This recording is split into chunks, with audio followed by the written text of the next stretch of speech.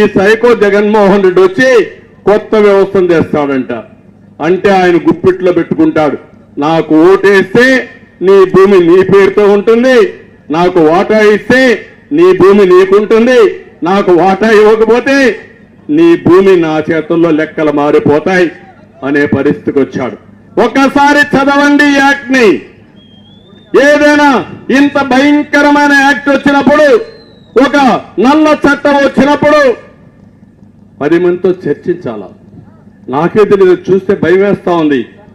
రేపు రాబోయే రోజుల్లో ఇప్పుడు జయరామరెడ్డి చెప్తున్నాడు ఏంటి, రీసర్వే చేసిన తర్వాత నోటీసులు ఇవ్వకుండా మీ లెక్కలు రాసేశారు. అంటే ఇప్పుడు మీకు నాది ఇది కాదు, నాది అని చెప్పాలంటే మీకు అధికారం లేదు. అంటే అక్కడి నుంచి అందరినీ పట్టుకొని వెళ్ళాలి. ఇప్పుడు ఇవన్నీ సబ్ కలెక్టర్ కూడా లేదు, కోర్టు కూడా లేదు, అందరూ హైకోర్టు వరకు పోవాలి. హైకోర్టులో కేసులు నీళ్లు పడతాయి, మీకు అర్థం కాదు.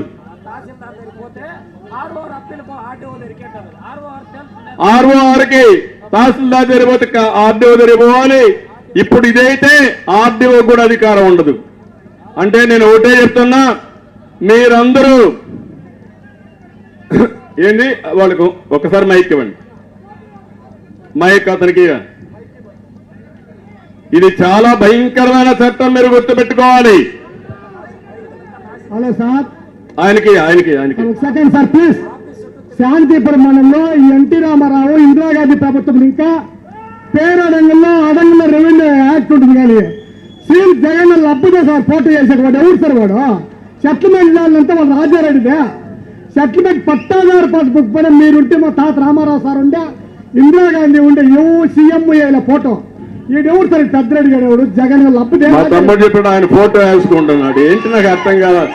మీ తాత సెటిల్మెంట్ ల్యాండ్ సార్, మీ ముత్తాత సెటిల్మెంట్ ల్యాండ్, మీ వారసత్వంగా వచ్చిన భూమికి ఈయన దాతమారిగా ఆయన ఫోటో వేసుకొని ఆ ఫోటో మీరు చూడాలి. మీ నాయన ఫోటో వేసుకోరు కానీ, మీ తాత ఫోటో వేసుకోరు కానీ, ఈయన ఫోటో వేసుకోవాలా. రేపటి నుంచి ఆయన దయాదాక్ష్యాలపై మీరు ఉండాలా. అదే సార్, బ్యాంకులో పథకం మా అబ్బ పట్టానే, మా అమ్మ మొగడు, మా అబ్బ వాళ్ళ అమ్మ మొగడా సార్ మా తాత. వాడెవరు సార్? అదే జరుగుతుంది. ఇప్పుడు చాలా భయంకరమైన పిచ్చి రాజ్యం వచ్చింది. పిచ్చోడి చేతుల్లో రాయి ఉంటే ఏం జరుగుతుంది తమ్ముళ్ళు? మిమ్మల్ని వేస్తాడు, నన్నైనా వేస్తాడు, అతను నా కొట్టుకుంటాడు. ఆ పరిస్థితి మీరు తీసుకురావాలి. ఇప్పుడు దగ్గర పెట్టుకోండి. పట్టాదారు పాస్బుక్ ఇచ్చినారు వాళ్ళు ఏం చేస్తున్నారు అంటే సర్వేకి వచ్చినారు. మొత్తము జగన్ అన్న రాళ్ళు వేసినారు. జగన్ అని పేరు వేసేసి సర్వే రాళ్ళు వేసేసినారు. ఇప్పుడేం మీరు చెప్తా ఉన్నారు చూడు చట్టము, ఇది ఎట్లా సార్ వాళ్ళు అంటే, ఇప్పుడు లాయర్లు స్ట్రైక్ చేస్తూ ఉన్నారు సార్. వాళ్ళు ఏం చెప్తా ఉన్నారంటే లాయర్లు, సార్ ఈ రెవెన్యూ చట్టాన్ని ఎంఆర్ఓకును ఇది ఆర్డీఓకి ఇచ్చేసినారు. ఆర్డీఓ కోర్టులో తెలుసుకోవాలనుకుంటా ఉన్నారు. రేపు గవర్నమెంట్ వస్తే వాళ్ళ మనుషులే ఆర్డీఓలు అవుతారు, వాళ్ళ మనుషులే తహసీల్దార్లు అవుతారు సార్. రేపు వాళ్ళు ఎవరు పేరు చెప్తే వాళ్ళ పేరు పైన భూమి అయిపోతుంది సార్. ఇది మీరు చెప్పిన చట్టం నిజం సార్. ఇది కాదు అంటే ఇప్పుడు ఇంకో పని కూడా ఉంది, మీరు గుర్తుపెట్టుకోవాలి. అందరూ రైతులంతా గుర్తుపెట్టుకోవాలి. కంప్యూటర్ అంతా కూడా చాలా మంచిది. నేనే నేర్పించా కంప్యూటరైజేషన్ ఉండాలి, ఐటీ ఉండాలని. కానీ ఆ కంప్యూటర్ కానీ దుర్మార్గుల చేతుల్లో ఉంటే ప్రజలెవ్వరికీ రక్షణ లేదు. ఇప్పుడే చెప్పాడు తమ్ముడు, ఇప్పుడు మాట అన్నాడు. రేపు ఎంఆర్ఓకి అధికారం లేదు, ఆర్డీఓకి వస్తుంది, వాళ్ళు మనుషులు పెడతారు.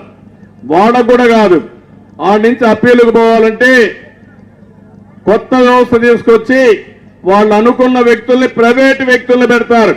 ఇప్పుడు మైనింగ్ ఉంది, ఎవరుండాలో తెలుసా? మన రాష్ట్రంలో ఉండే ఐఏఎస్ ఆఫీసర్ కాదు, డైరెక్టర్. ఎక్కడి నుంచో వచ్చాడు. రేపు గవర్నమెంట్ రాకమనిపై పారిపోవాలని చూస్తున్నాడు. చేసే తప్పులన్నీ చేసి పారిపోవాలని చూస్తున్నాడు. రేపు మీ ఆస్తులన్నీ వేరే వాళ్ళకి రాసేస్తే ఇంకా తమ్ముళ్ళు మీ భవిష్యత్తు ఇంకా అంధకారం. మీ ఇల్లు మీ పేరుతో లేదు, మీ భూమి మీ పేరుతో లేదు, ఇంకేమీ ఉండే పరిస్థితి లేదు. అలాంటి భయంకరమైన చట్టాన్ని ఒకసారి చదవండి. నేను కూడా చదువుతా. తప్పకుండా దీన్ని లాజికల్ గా తీసుకుపోవాల్సిన అవసరం ఉంది.